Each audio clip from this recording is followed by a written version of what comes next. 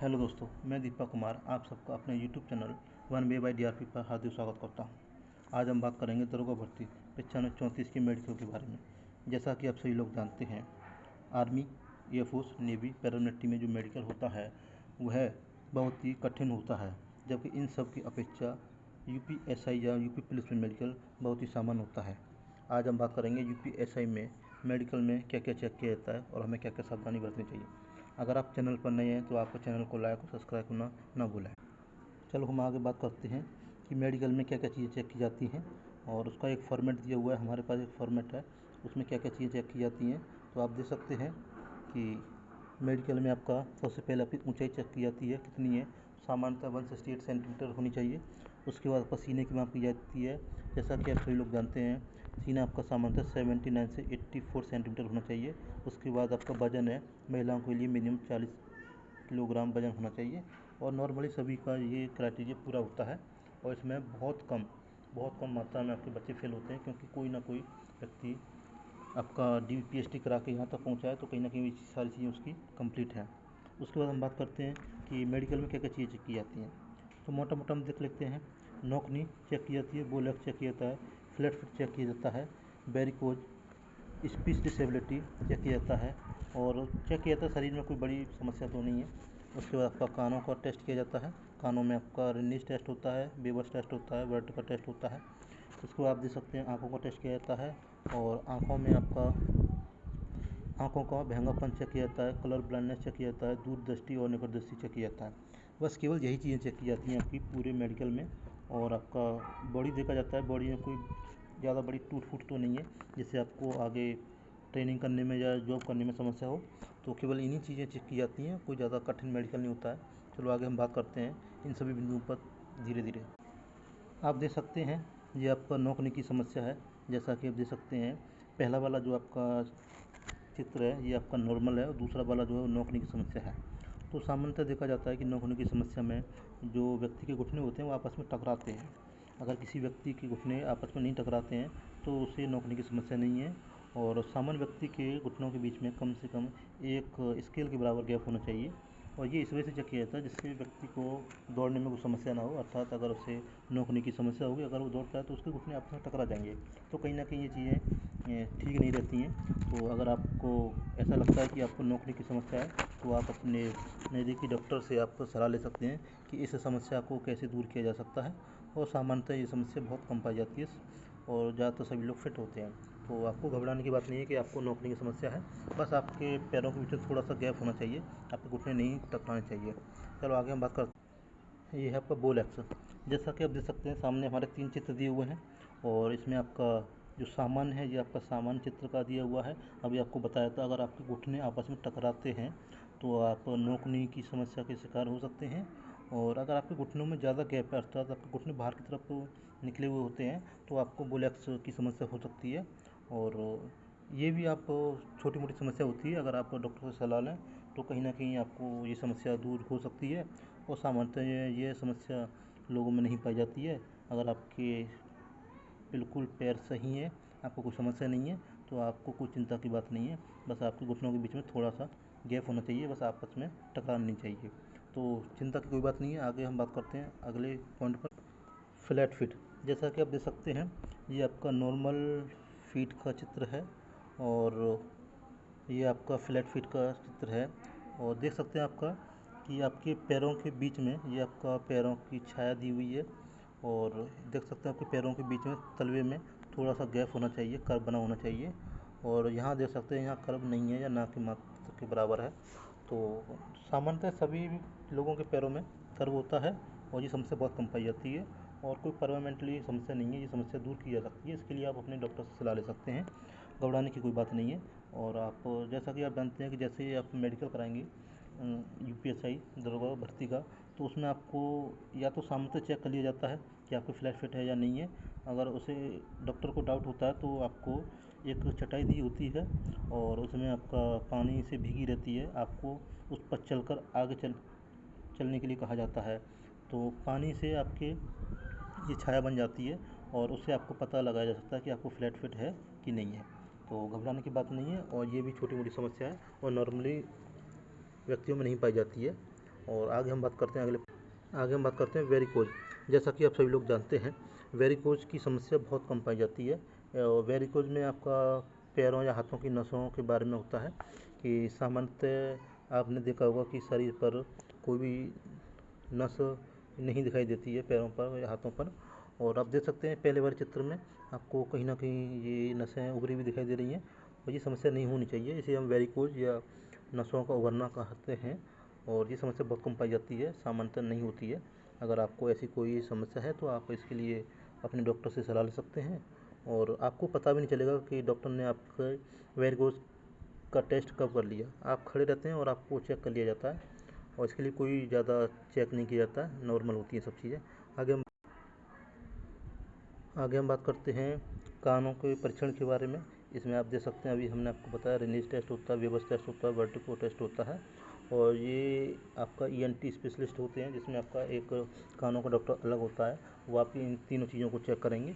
और ये आपका सिंपल होता है, और इसे थोड़ा समझने की कोशिश करते हैं ये चेक कैसे किया जाता है, क्या क्या फॉर्मेलिटी होती है, उसके लिए आगे बढ़ते हैं हम। आप देख सकते हैं जो कानों में आपके टेस्ट होते हैं वो आपका पहला बेबस टेस्ट होता है, नीज टेस्ट होता है आपका, एक वर्टिको टेस्ट होता है। तो सबसे पहले हम बात करेंगे बेबस टेस्ट के बारे में। जैसा कि आप देख पा रहे हैं कि एक ये यंत्र होता है, और इसकी सहायता से आपका बेबस टेस्ट किया जाता है, अर्थात आँखों की सुनने की क्षमता चेक की जाती है। इसे डॉक्टर अपने कोहनी पर हल्के से मारते हैं, टोच या किसी वस्तु पर थोड़ा टच करते हैं। इससे इसमें एक यंत्र में एक ध्वनि होती है, और इसे आपके माथे पर रखा जाता है या सिर पर रखा जाता है, और आपसे पूछा जाता है कि आपको आवाज़ सुनाई दे रही है। तो आपको आवाज़ सुनाई देती है, और आपसे पूछा जाता है कब तक आवाज़ सुनाई देती है। उसके बाद आपसे पूछा जाता है कि आपको किस कान में सबसे ज़्यादा आवाज़ आ रही है। तो नॉर्मली अगर इस यंत्र को आपके माथे पर रखा जाता है, और तो आपको कानों में जो आवाज़ आती है वो दोनों में समान आती है। तो अगर आपको दोनों कानों में आवाज़ समान आती है तो आपकी कानें बिल्कुल सही हैं। अगर आपको ऐसा लगता है कि एक कान में आवाज़ ज़्यादा है, एक में कम है, तो कहीं ना कहीं आपको बेबस टेस्ट आपका नेगेटिव आता है। तो आप ध्यान रखें कि इस कंडीशन में आपको दोनों कानों में आवाज़ आपकी समान आनी चाहिए। और अगले पॉइंट पर हम बात करते हैं रिनीज टेस्ट के बारे में। तो इसमें क्या होता है, इसी यंत्र को आपको किसी वस्तु से टच किया जाता है, या आपका डॉक्टर अपनी कोहनी से हल्का टच करते हैं, और आपको कानों के पास लेके जाते हैं, और आपसे पूछते हैं आपको आवाज़ आ रही है और कब तक आती है। अगर आपको आवाज़ आना बंद हो जाती है तो आपको बताएं। और दूसरा, फिर आपको इसी यंत्र को आपके कानों के पीछे हड्डी के पास लिया जाता है, और जब पूछा जाता है कि आपको आवाज़ आ रही है या नहीं आ रही है। ये सब चीज़ होने के बाद आपसे पूछा जाता है कि आपको आवाज़ किस परिस्थिति में सबसे ज़्यादा आई, कान के पास या कान के पीछे। तो आप देख सकते हैं इसमें लिखा हुआ है, जो कान के पास है वो एयर कंडक्शन कहलाता है, और जो आपका हड्डी के पास होता है वो बोन कंडक्शन कहलाता है। नीचे लिखा हुआ है AC ग्रेटर देन BC।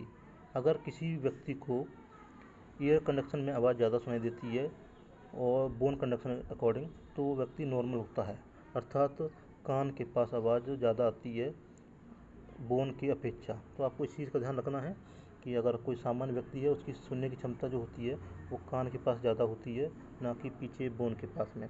इस चीज़ का ध्यान रखना है। और आगे हम बढ़ते हैं। इससे पहले अगर आपको कोई समस्या है तो आप अपने डॉक्टर से सलाह ले सकते हैं। और आगे हम बात करते हैं आँखों के बारे में। जैसा कि आप सभी लोग जानते हैं, आँखें सामान्यतः सभी की नॉर्मल होती हैं, और यूपीएसआई में आपकी आँखें 6/6 की मांगी गई हैं, 6/9 की भी होती हैं आपकी, 6/12 भी होती हैं आपकी।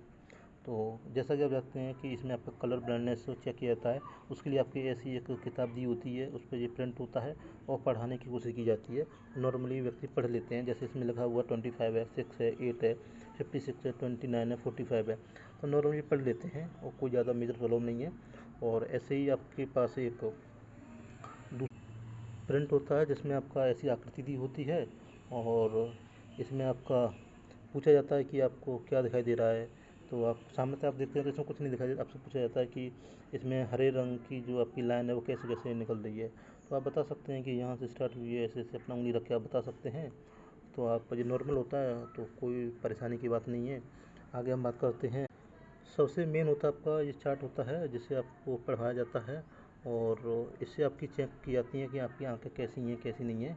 तो ज़्यादा बड़ा प्रॉब्लम नहीं है, सामान्यतः हो जाता है।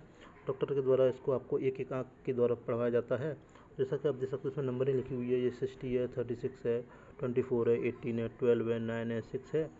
तो आपका यूपीएसआई में 6/6 और 6/9 और 6/12 ये चीज़ें मांगी जाती हैं। तो आप देख सकते हैं 6/6 की आपकी ये वाली लाइन है। अगर व्यक्ति सामान्यतः यहाँ तक पढ़ लेता है, आपसे बोला जाता है पढ़िए, तो आप यहाँ से पढ़ना स्टार्ट करते हैं और यहाँ तक पढ़ लेते हैं, तो आपकी आंखें बिल्कुल सही है। अगर आपको ये लाइन नहीं पढ़ पाते हैं, अगर आप यहाँ तक पढ़ लेते हैं, तब भी आप ठीक है।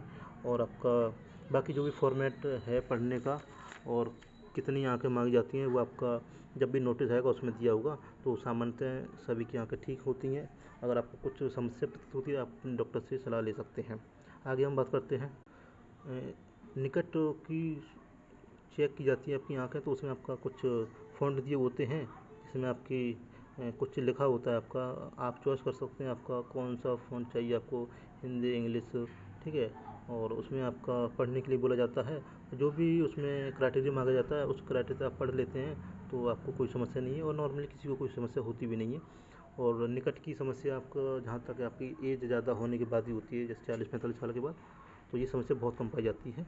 तो इसमें घबराने की बात नहीं है, सामान्य चीज़ें हो जाती हैं। अगर फिर भी आपको ऐसा कुछ प्रतीत होता है तो आप डॉक्टर से मिल सकते हैं। आगे हम बात करते हैं। तो देखो आपने ये चीज़ें सब चीज़ें चेक की जाती हैं, कोई ज़्यादा कठिन मेडिकल नहीं होता है यूपीएसआई का, बहुत सामान्य सा होता है। और एक बार हम फिर रिपीट कर देते हैं। जैसे ही आप मेडिकल कराने के लिए जाते हैं तो सबसे पहले आपकी हाइट नापी जाती है, उसके बाद आपका सीना नापा जाता है, वजन नापा जाता है, और ये चीज़ें सामान्यतः सभी की क्लियर होती हैं, आप सभी लोग सफल हो जाते हैं। उसके बाद आपका नोकनी, जैसा कि आपको बताया कि आपके घुटने आपस में टकराते हैं तो नोकनी की समस्या होती है, ऐसा नहीं होना चाहिए। कम से कम 1 स्केल के बराबर आपके घुटनों में गैप होना चाहिए। उसको बोलेक्स, अगर आपके घुटने ज़्यादा बाहर की तरफ निकले हुए होते हैं तो आपको बोलेक्स की समस्या है, और नॉर्मली ये समस्या नहीं होती है लोगों को। और दूसरा फ्लैट फिट, आपको जैसा बताया कि आपके पैरों के तलवे में आपका कर्व होना चाहिए इस तरीके से, और आपके फ्लैट नहीं होना चाहिए आपका पैर। अगर आपको ऐसी कोई समस्या है तो आप अपने डॉक्टर से संपर्क करें।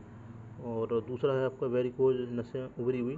तो जैसा अभी आपको बताया कि किसी किसी व्यक्ति की नसें बहुत ज़्यादा उभरी रहती हैं, मतलब हर वक्त उभरी रहती हैं, तो ये समस्या नहीं होनी चाहिए, और सामान्यतः ये समस्या नहीं पाई जाती है।